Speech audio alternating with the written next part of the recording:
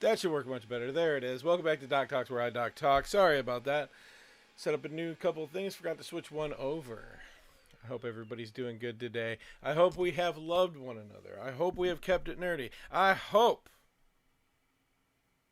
we are living our dreams. We have a little bit of special that's going to happen right after this. But first off, new look. Who dis? But we have a new talk show that's going to be happening tonight after my talk show. So right after Doc Talks, we're going to go raid that other channel. Then they're going to raid back somehow. I don't know. But hey, here we are. And if you lose out on that, just pop back in over here. We will be going live straight after that. Hi, Mike. Thank you for coming. I'm a little bit quiet. I can fix that. This thing pumps up the jam. Pump it up. I don't know how much more I could do without getting in trouble. Hi, everybody. I'm going to open my business drink real quick. We have been talking about fighters in D&D. We were going through the classes. I don't think there's a lot of stuff left for D&D as a whole, so we've got to decide what our new game system is going to be. And when I say there's not a lot left, I'm 28 episodes in. That means I probably have less than 28 left. But we will get into other episodes, bigger episodes, like we have in the past. Like we have talked a little bit about world building and what you could do during fights. I also found... I probably lost it again. I know me. I've seen me do it. But I know now... Oh, no, I put it right here so I wouldn't lose it. I found my... had a map that was made. I'm sorry, it's probably really bright. But anyways, this is a little thing about like what you could do, a little shortcuts. I'm going to find a way to get a picture of that and get it up on the interweb so that you can see it. And if you don't know and you're listening to this later on in podcast for the podcast form, I just want to say hi, welcome. I'm glad you're here. It means a lot to me. And also, you can watch this show on NerdWorks Media live on Twitch every every Tuesday at 3:15 p.m. Pacific, because that's how we do time here. I will have this picture up somewhere that we can get it, and hopefully I'll have it up in enough time where I could tag it in the notes. If not, I'll do it later.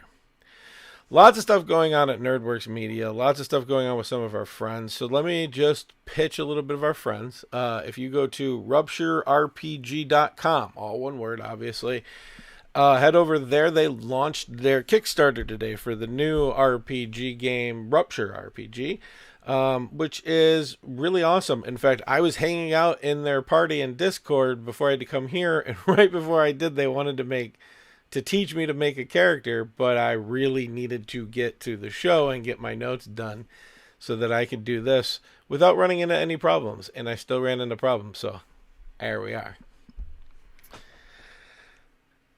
We have a lot going on. We have a new... NerdWorks Media in general has a new charity event coming up for Locks of Love. That'll be explained more in the coming weeks and what's going to be involved with that. The schedule might change during that week because of what we want to accomplish, but we'll get that and make an announcement if we have to. Link, hi. Thank you for stopping in. I like the waves. Again, we're going to have another commercial today. I don't think the commercial is going to help us because we don't have a lot to go into. We have 2 subclasses of fighters left, and then next time we start on Punchy Boys, our martial arts people, the monks, and we talk about Ki. When it comes to fighters, I do want to talk about, before we even get started today, fighters are a martial class. They get cool things that they can do. We've been through a bunch of them. Spells, different techniques.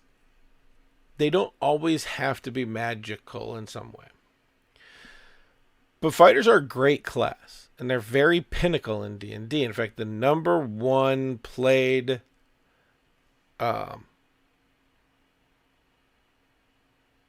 you're always getting love from us, Link. The number one played PC or player character in Dungeons and Dragons is the human fighter. people, again, there's this group running through talking about how things are bad or good. They're not. They're neither. And that's the great thing about Dungeons and Dragons in any tabletop role-playing game. But when we talk about fighters, we integrate into a bigger source. See, when we've talked in the past, we had to talk about bards and what that meant, and clerics and what that meant. There's all these historical things. Monks, there'll be historical things. When we get to rangers, etc., we will talk about the historical gathering of that information. Fighters, though, there's nothing historical. Some of them are based in knights and the idea of what a knight is supposed to be. Some of them are based in like guards when they first started having town guards or queen guards or king guards. When fighters are talked about, it's this open-ended thing because it can be anything. It seems basic. It probably is to fill like a small gap. They put this one thing in there, but it is one of the most necessary. If you're going to play traditional Dungeons and Dragons, if your DM is going to pull out Tombs of Horror and you're going to go through all these very tough old maps and dungeons, trust me when I say you're going to need a fighter of some kind. And it can be different things. But the fighter is intricate. And the fighter is pretty awesome if you think about it. Again, I've said this before. The fighter is surrounded by these people that can do these wonderfully extraordinary magic things and these wonderful, extraordinary chi or ki things. And these wonderful people who have command of their voice. They can do all these wonderful, amazing things, heal, all this other stuff. Aw, thank you guys for the raids. Yay, and we're going to raid you right back, so do not be afraid. The basic of tabletop role-playing games, no matter what you're talking about. And here, again, Season 1 is all about Dungeons and Dragons, but let's expand that out further. Any simple class is not a boring class. If you're bored with your character, or you think that the backstory, or if you think it's not fun, I heard somebody one time say that you probably don't know how to make a character, because they can be. They're amazing. We're going to talk about a class today of one of the fighters that I've recently built for a Dungeons and Dragons game, and that's the Samurai.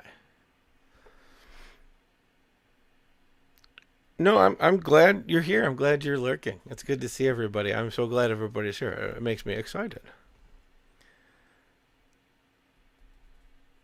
Oh, we got time. All right. Well, we're going to find somebody in our community. But let's get back to fighters. Sorry. So these fighters, these basic melee classes are really the pinnacle of all historical attributes. Rome, the Zulu, all these people would not be anything if they didn't have people to fight. So when you're thinking of getting into a campaign, know that the cool part about a fighter is they really do not get horseshoed into some kind of stereotypical background situation.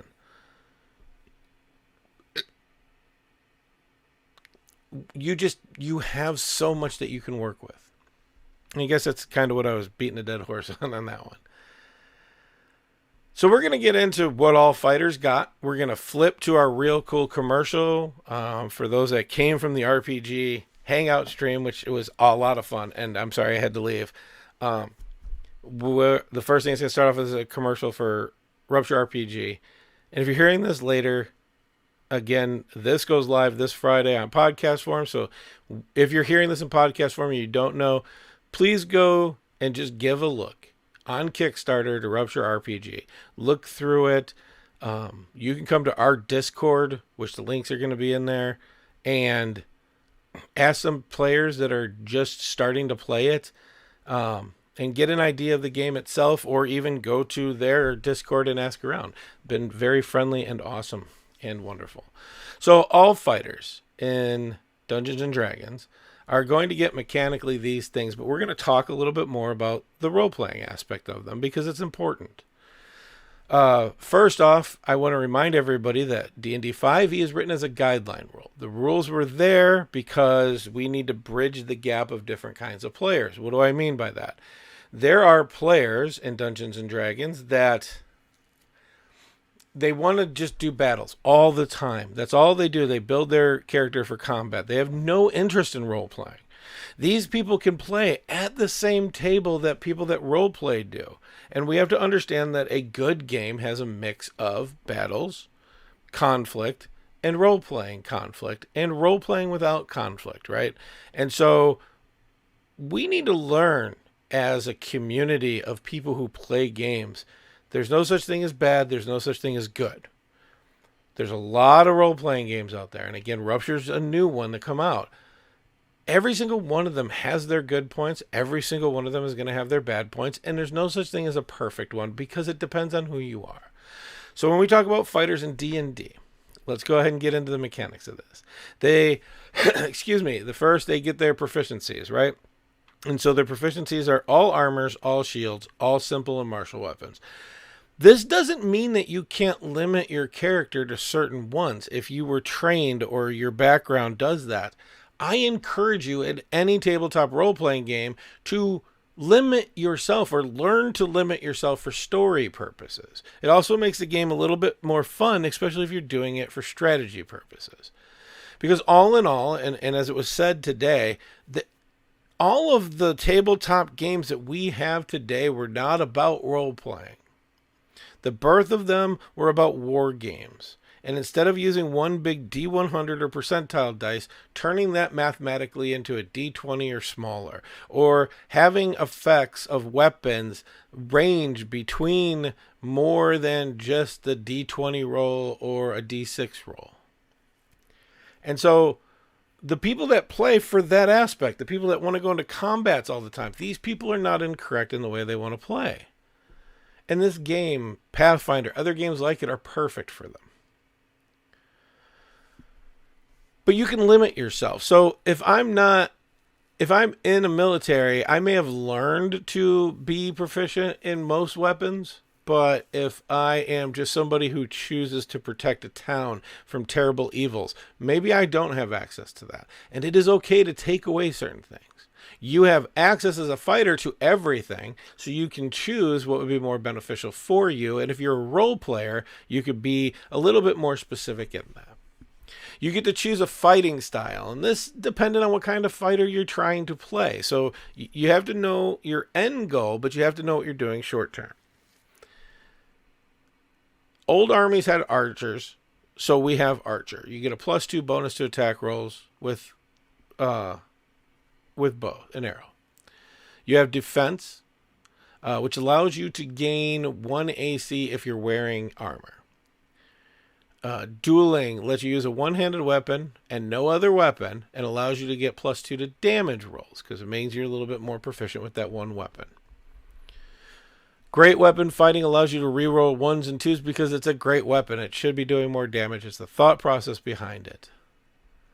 Also, you as somebody who focuses on a great weapon, just to give you a little bit more aspect or thought process behind this, you know how to hit hard. Great weapon. If you watch people use great swords or great axes in fighting recreations or those that study the art forms of this, it's a lot of heave and cleave, and it does quite a bit of damage. Protection, this is going to allow us to gain a reaction. So if you're one of those people that are looking for more options while you're in combat, this is going to give you a reaction combat option. In this case, specifically, you can use your reaction to impose disadvantage on a target that's 5 feet from you. And again, this is not the attacking creature, but the one being attacked. You have to be 5 feet from the one being attacked and cause the attacking creature disadvantage. It doesn't say anything about how far that attacking creature needs to be. It just says you need to be wielding a shield.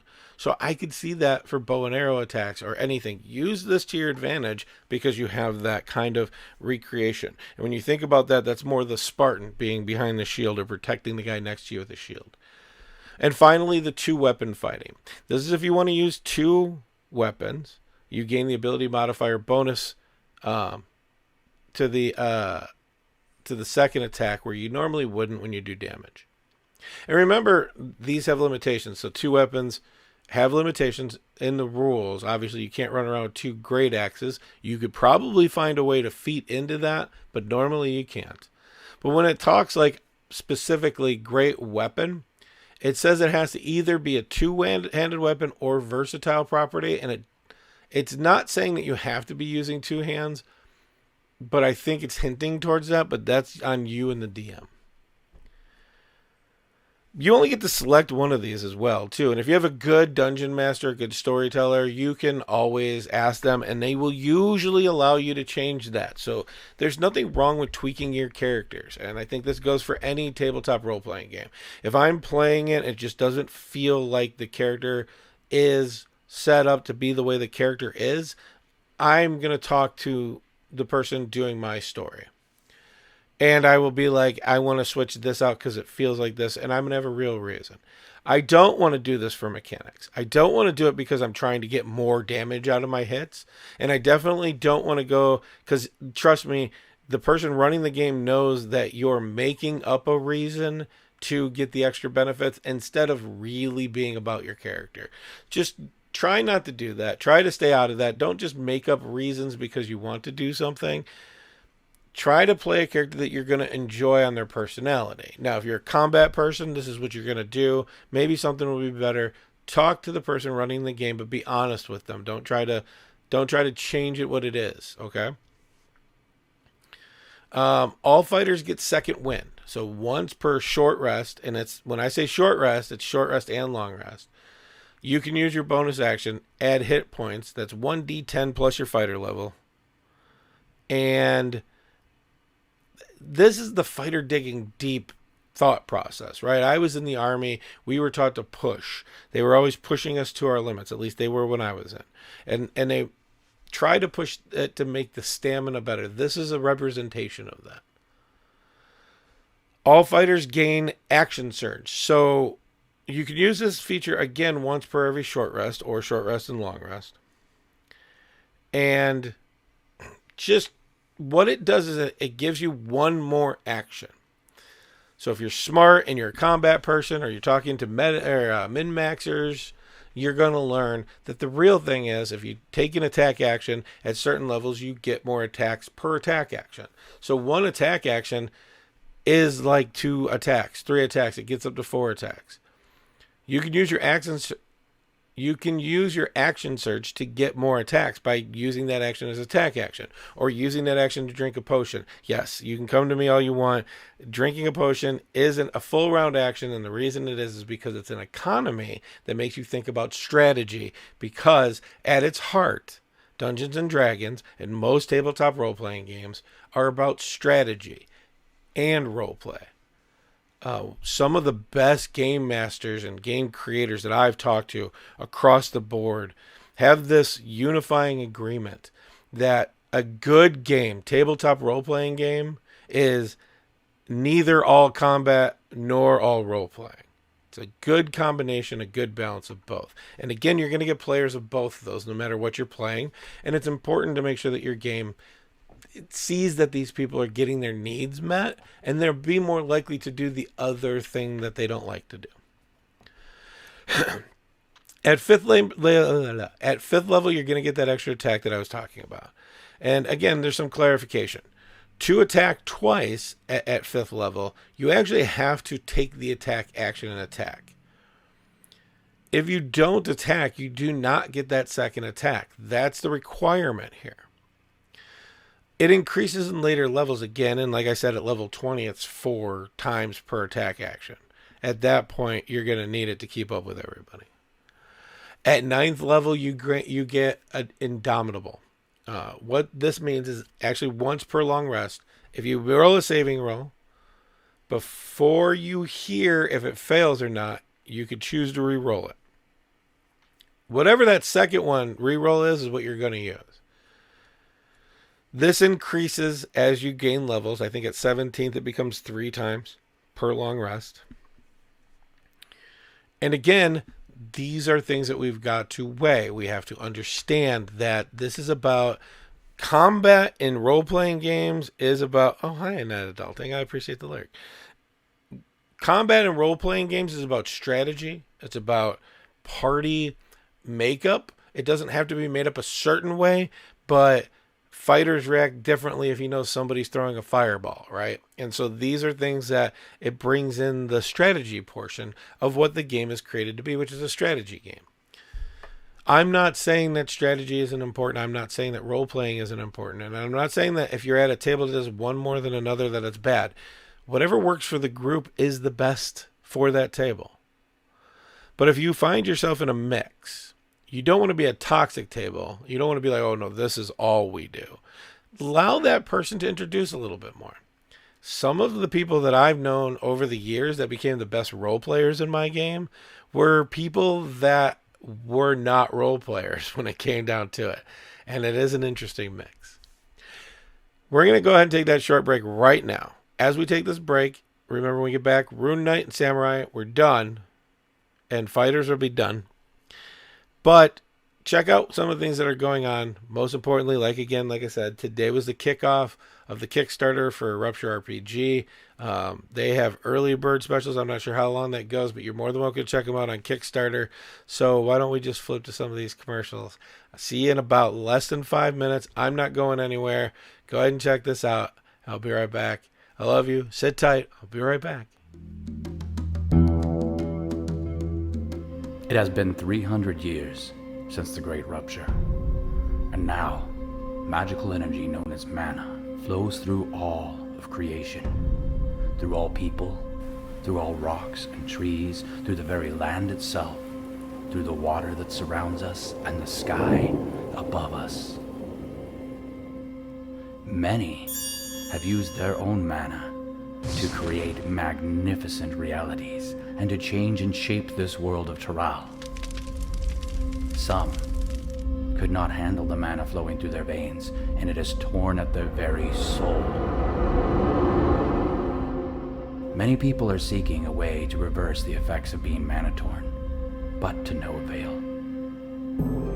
Here in the shadow of the Empire, created by the peace treaty between the humans and orcs, you have a chance to shape your destiny.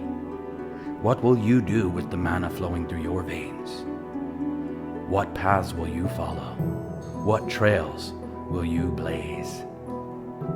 The choice is completely yours. Come to the magical land of Taral and decide your destiny.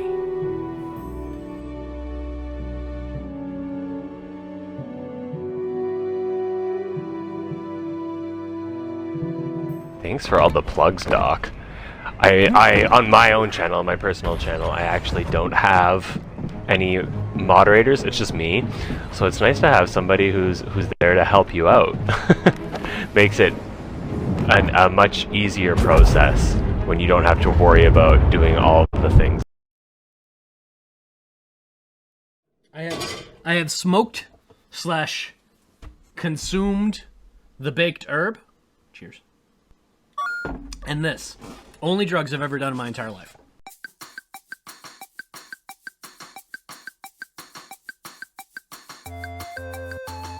Now, let us dive from the precipice. I don't know how to paint for a colorblind monochromatic person. I'm sorry. With words. That's why I said paint me a word picture. God.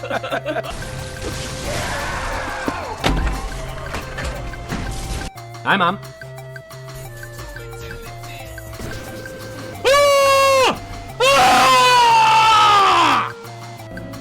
The true test of a good person is not whether or not in The Sims they create a room and then take away the door so somebody's trapped inside. Like, we can all agree this is my fault at this point. Like, whatever happens to me walking through this area. The true test of a good person is whether or not they acknowledge that part of themselves and then hopefully put the door back eventually. I don't like when there's lots of levers for something like this. It makes me feel like it's gonna... You don't want the cult to hear me? No, of course I do. A cult wave. Hi. Throw me. Alright. separate It's fine. This is the most awkward "I'll see you in the morning" that I think I've had in several days, including the one where literally my adopted dad told me that he wasn't going to be around much longer. So I'm going to go to sleep now. Like, you could be a good person and also be human. Like, it's totally reasonable. Like, give yourself a break. It's okay.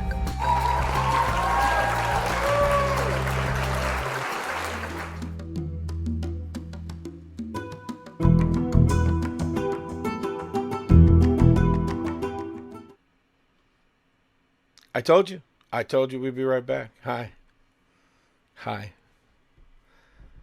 Let's jump into fighters, see how far we get. If you have any questions in stream, I'm more than welcome to attempt to answer them. I do not, I will tell you right now, 100%, I don't know everything of what is in the rules, but I know quite a bit, so maybe I could be able to answer if you do have questions. So, the bikini, that was Mike's Women in Gaming International, Wiggy, getting wiggy with it. Wiggy was one of the charity events, and he did a bikini stream. And honestly, you should absolutely talk to Mike about it and let him tell the story of how it happened, why it happened. It's an amazing story. I think it touched on and did a lot of good, and was wonderful and amazing, and earned money for a great organization. So, yeah, it was pretty awesome. And it started me with my kiddie pool streams, which didn't end well because I haven't figured out a way to do that the best. And we could talk about that later. So this isn't about that. Back to fighters, though. We're going to talk about the last two, which are Rune Knights and Samurai. Rune Knights are supernatural fighters, is the best way to put this. Using supernatural magics, using giant language and giant magical runes to incorporate into their fighting styles of fighter. The amount of things that happen with this class, for a lot of role players, it doesn't give you a lot of stuff to role play into. For a lot of combat people, it really doesn't give you a lot of combat stuff unless you really understand it, because there actually is quite a bit to this. In fact, I need to get a little thing that I had ready here, because I didn't want to write down all the runes in my notes, but I have it in quick right here and ready to go. So when we get there, I can read through the runes because they're kind of neat. They have a double ability for you that you could do twice as much, so it actually is pretty awesome. But basically, using magical runes to accomplish unbelievable feats. And let's get into it. At third level, along with all the other stuff as a fighter, when you take this martial archetype, or subclass, however you want to say it, you gain proficiency with smith tools specifically, and you learn giant. There's a reason. It is what it is. It goes into the smith tools and their use, which is their first thing, level 3, you learn rune carver. So you're going to pick runes to enhance your gear as you level up. At first, you're going to get 2 of them, but you get more as you go on. And you get to choose like 5 of them by the time you're done. And I wanted to read through them because the runes themselves are pretty neat and they add little aspects to it. And again, one of the really weird things about role-playing games is how interchangeable they really are, even though a lot of people who worship one, like the diehard D&D 5e people, be like, oh, it's better than everything else.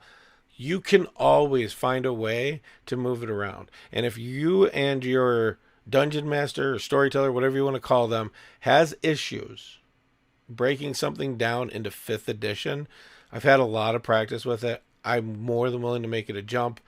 I will tell you right now, when I've done it in the past, I keep it balanced. So a lot of people are like, well, it's not like I thought it would be. I didn't get like unlimited constitution. I didn't get like massive gore attacks and other things that we've talked about. And it's kind of disheartening because the cool things that could come from it, what you can use for them in and out of battle, is overlooked by basically the forethought information of massive damage or indestructibility or whatever it is. And I think we as players need to be careful not to get into that. I've said it before and I'll say it again, because it doesn't matter what game you're playing. Whether you're playing Dungeons and Dragons, Rupture RPG, Fate, Fear, Dread, Fiasco, everybody's involved with that game, and we always forget that the Dungeon Master in Dungeons and Dragons is part of the game. They're trying to play too. They want to hit sometimes too. So if you go out of your way to make something that's unhittable just to be unhittable, well, you kind of ruin the fun of the game. Make it difficult. I'm not saying like, oh, I'm going to make a squishy character so you can beat on me, but just be careful what you're doing. Be careful of the reasons you do things. I understand there's a lot of TikToks out there and it's really funny to break games, quote unquote, but nobody wants that. We want a story to continue. It may be a funny story. It may be what your table does, and it may be acceptable. But I'll tell you, overall, that is not something that we do. That is not something that anybody wants at their tables. We want it to be fun, and we want it to be fun for everyone. You as a player, me as a dungeon master, everybody at that table. From metagamers to combat and strategy to role players and me. Yes, if we do this game right, everybody has a good time. I'm not kidding. You do not need to find a table that's concentrated exactly how you want. And especially if it pushes you a little bit out of your comfort zone, absolutely do I will give you that hint to go do that, to play that table. Let's go through some of these runes. So they're Cloud, Fire, Frost, Stone, Hill, and Storm. And as you can tell, they're named after giants, which is kind of the theme of the rune giants. The Cloud rune emanates deceptive magic is what it says. So basically it's what the cloud giant are about. Cloud giants are very dangerous. If you've never fought one in any game, they really are. And so basically what it does is this rune, when you inscribe it on an object that you're carrying, gives you advantage on dexterity sleight of hand checks and charisma deception checks. Why do I say it like that? Because the rules are specific. So if you're making a sleight of hand check without dexterity, with like charisma, because you're reading the room and seeing when you should do it, it wouldn't affect this. So keep that in mind. But that's the knowing that you're playing those rules at your table. Your dungeon master should not be hiding that. Just ask. The cool second part of this is when you're about to be hit by an attack, like it actually hit. So the roll has been made and the hit has been declared. Or a creature that you can see within 30 feet of you is hit, one of your allies. You can actually use your reaction, giving you another reaction base, something else to do with your reaction, to invoke. It's the rune is what it's called. Choose a different character within 30 feet. A different creature is what it says. It does not say enemy. It does not say it has to be an ally. The cool part about this is you already know what the hit is. And so you're basically commanding the field a little bit using your reaction. And using your reaction to possibly put the attack on somebody who wouldn't get hit from the same number. Because they don't roll again. They use the same number. The other part of this that you have to remember is you can't do this until you finish a short rest. You can only do it once. So it's not breaking the game. It has its limitations. Fire rune is the great smith's craftsmanship. So while you're wearing or carrying an object inscribed with this rune, your proficiency bonus is doubled for any ability check made with the uses of proficiency, made with the uses of tools that you're already proficient in. That's a lot of words. So everybody gets a proficiency bonus. It goes up as you go up. Here's how that works. If I am proficient in smith tools, which if I take this I am, and I have the fire rune on me, and I use my smith tools to do something in game, whatever it is, build, create something using my smith tools, I can double my proficiency. So I can add another 3 to my roll when I'm trying to do something, which makes it a little bit better. I also think that and you can check the old DocTalks when we talked about skills, but I think a lot of dungeon masters get it wrong on this fail succeed. If you're proficient at, say, performance, you are not rolling a performance check to perform. You're proficient. It means you know how to do it. What you're doing is you're rolling that check to read the room to see if you're performing correctly for the people in front of you. Just keep that in mind. It's always one of the big failures that I've noticed. Eat your heart out, Battle Masters. With the Fire Rune, in addition, when you hit a creature, so you made an attack and you hit the creature, you can invoke something called Fiery Shackles. And what happens is when the shackles are on that creature, they take an additional 2d6 of fire damage. To get out of the shackles, they have to succeed on a strength saving throw or they're restrained for 1 minute. And by the way, there's no repeated. It's they make the strength save. If they don't, they're restrained as well for 1 minute. While restrained by the shackles, the target takes 2d6 fire damage at the start of every one of their turns. It's kind of like the heat metal, a little bit worse. The target... After that, at the end of their turn, the target can repeat the save, not using an action. I know normally restrain, this is where it gets confusing. But basically, they can try to make the saving throw, and if they do, they banish the shackles, is what happens. And again, it's one of those runes you can use once every short rest. Frost rune. So the Frost Dryads, right? Magic invokes the might of those who survive in the winterly wilderness. Basically, while you're wearing or carrying anything, and you put this arcane sigil, it's a little bit more in the rules. I would flavor it. It doesn't matter as long as the end result happens and nothing changes in the mechanics. But basically, you put a frost rune on something, if you choose it, if it's one of your two. And while wearing or carrying it, again, you have advantage on wisdom animal handling checks and charisma intimidation checks, because frost giants are intimidating. They're rugged, they're sturdy. So that's what we're thinking of here. Also, frost giants usually are the ones that are like cool with animals. It's just the old mythos of it. So these two fit into there really well. Also, remember everything has a secondary effect on this. So the bonus action, that's what this is a bonus action economy. If you were to enact the rune as a bonus action for 10 minutes, for some of you that's 100 rounds. Enjoy. You get a +2 bonus to ability checks and saving throws using strength or constitution. Again, once you've used it, it's gone, but at least this one lasts for 10 minutes. And if you use it during a battle, it's a bonus action. So there's some more stuff to your economy, more extra options for you as you go.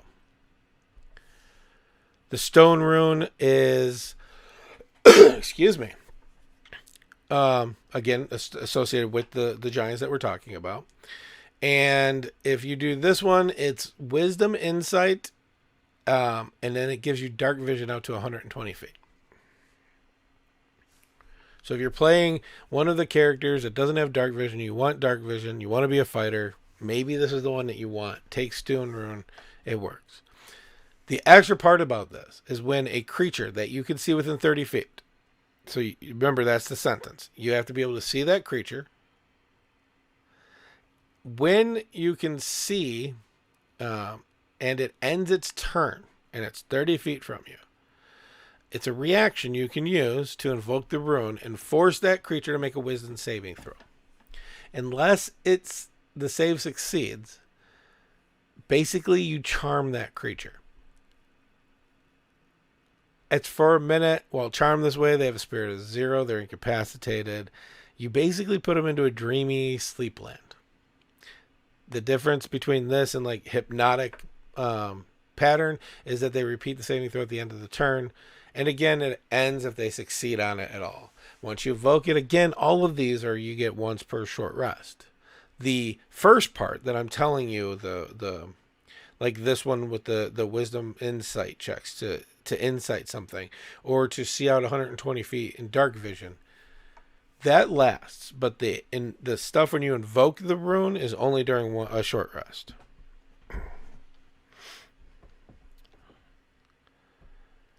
No, it does not. Creature means any creature. It is open. I saw you, Link. I know you didn't want to interrupt, but that's a great question. The reason it's worded that way is it's not saying ally. It's not saying enemy. It's saying creature. A lot of stuff is going to this as more and more stuff gets written. Because ally is somebody that you're traveling with, that you're associated with. But what if you want to change the game up? What if you're trying to use it, a harmful thing, to help somebody? Believe it or not, I've seen people do that before. So now a lot of the stuff is going to creature. And again, creature is the sentient form, the species. Excuse me. Oh, that was embarrassing. I do apologize. I'm just kicking up dust or something, I guess. Is the way that it is. It is...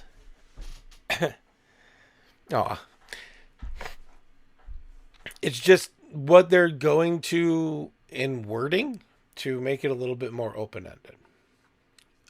Hill Rune. And these last two, Hill and Storm, are level dependent, so you can't take them right off the bat. But at 7th level, they become available to you. And it's 7 levels of Rune Fighter. So if you're taking multi-class, it's not going to stack. This is the Hill Giant one, obviously. So basically what happens is while you have this rune on something, it has to be on something. It can be on a common necklace. You have advantage on saving throws against being poisoned, and you have resistance against poison damage. When you invoke this rune, it's a bonus action, so that's the economy it's taking up, is the bonus action. You gain resistance to bludgeoning, piercing, slashing damage for 1 minute. It does not say from a non-magical source, so I would assume it's all of that as well. BPS is the acronym if you ever hear that. I see why maybe 7th level, but I don't see why it's so little independent. But again, there must have been a reason. If you ever want to play test something for Dungeons and Dragons, they have Unearthed Arcana. Usually the day Unearthed Arcana comes out, 2 weeks later, they have a poll out. They want you to submit what you felt if it was overpowered. And I'm sure this comes from that. And lastly, we have the Storm Rune. Again, you have to be 7th level or higher. This one is a little bit more powerful. This one is the glimpsing into the future. You have advantage of intelligence arcana checks, and you can't be surprised as long as you're not incapacitated. When you invoke the rune, though, you enter, they call it prophetic state. I like to think of it more of a trance for a minute. Until it ends. When you are another creature, and the other creature, this one's different. It's not 30 feet, it's 60 feet. So you or another creature you can see within 60 feet makes an attack roll, a saving throw, or ability check. So that D20 roll. You can use your reaction to cause the roll to have advantage or disadvantage depending on what the creature is you're trying to influence. This is interesting and also a good play off to what we're talking about when we say creatures instead of allies or enemies. If one of my teammates forgets that we're trying to keep somebody alive to question them and goes for lethal, and we can speak on that and what I mean is like cast a spell, you can force them to be at disadvantage or cause the person that the spell is going to be at advantage for it. And the reason I mention that is spells are always lethal unless your DM changes it. That's table ruling, and that's absolutely fine. But for the rules, spells are lethal. Melee attacks can be non-lethal, and I don't know where all these rules came from that I've heard people in their tables. You decide if it's lethal or non-lethal after you hit. You don't have to declare it before you swing unless it's a table rule. But the actual rules of Dungeons and Dragons don't read like that. By the way, those are just the runes. You pick 2 to start, obviously, behind the last 2, and then you get up to 5. But the other thing you get at 3rd level, there's a lot going on, and I'm sorry. You basically, as a bonus action, get benefits of a giant because you're using their magic. If you are smaller than a large creature, which most of us are when we're playing PCs, you become a large creature. Anything that you're wearing becomes large with you and usable. If you lack the room to become large when you use Giant Might, by the way, this only lasts for like a minute, I think. Yeah, 1 minute. If you lack the room, your size doesn't change. You don't get bigger. If you're tiny or small, you just don't change. If you can't be large, you can't do it. But it doesn't stop you from having the other benefits. Like, you gain advantage on strength checks and strength saving throws. Also, one time on each one of your turns, like a rogue, you attack with a weapon or an unarmed strike, you can add 1d6 to your hit every turn. So if you get 2 attacks, 3 attacks, it's not all 3 attacks. It's just one of them. And it's how I do it at my table, and I think how the rules are written. It's the first attack to hit. This one, you can use the number of times. Remember I talked about that proficiency bonus? Whatever your proficiency bonus is, that's the limit to how many times you can use it between long rests. No short rests on this one. As we go a little further, we get to 7th level. You learn to invoke your rune magic to protect your allies. When other creatures you can see within 60 feet of you are hit by an attack roll, you can use your action to force the attacker to re-roll the d20 and use the new roll. That's it. It's a proficiency level. It's a long rest thing. I'm going to run through these last 3 because I'm over. And I didn't think that was possible. Great stature. At 10th level, you get great stature. So that magic of the rooms will now, because using them, you get permanently altered. Role-playing stuff happens with this. So basically, you roll 3d4, and that's how many inches you grow in height because of this. And it's been slowly happening over time, so you could play up to that until you get there.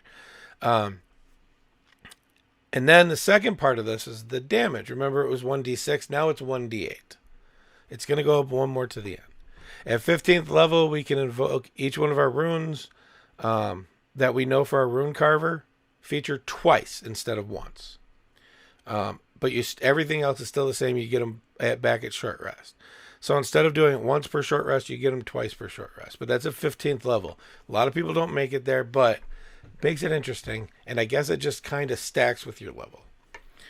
And finally, you're going to get Runic Juggernaut. At 18th level, you learn how to amplify the rune power transformation. Not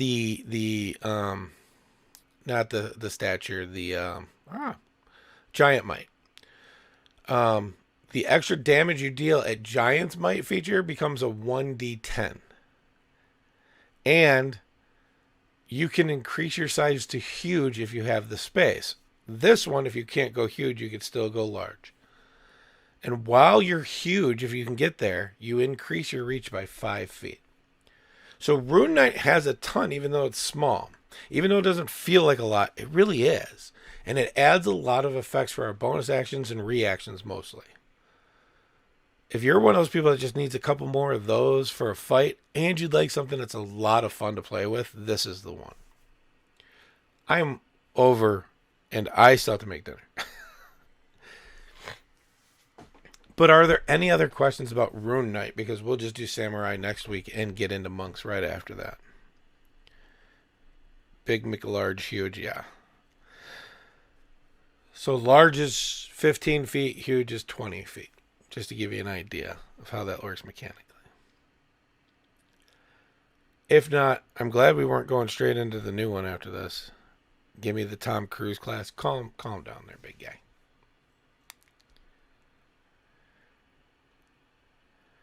Thanks, Link. Thank you, everybody, for being here. We're going to find somebody to raid right after. So just hang on and we'll find somebody hopefully doing something awesome to go jump into. But as always, love one another. keep it nerdy, and live your dreams. Later.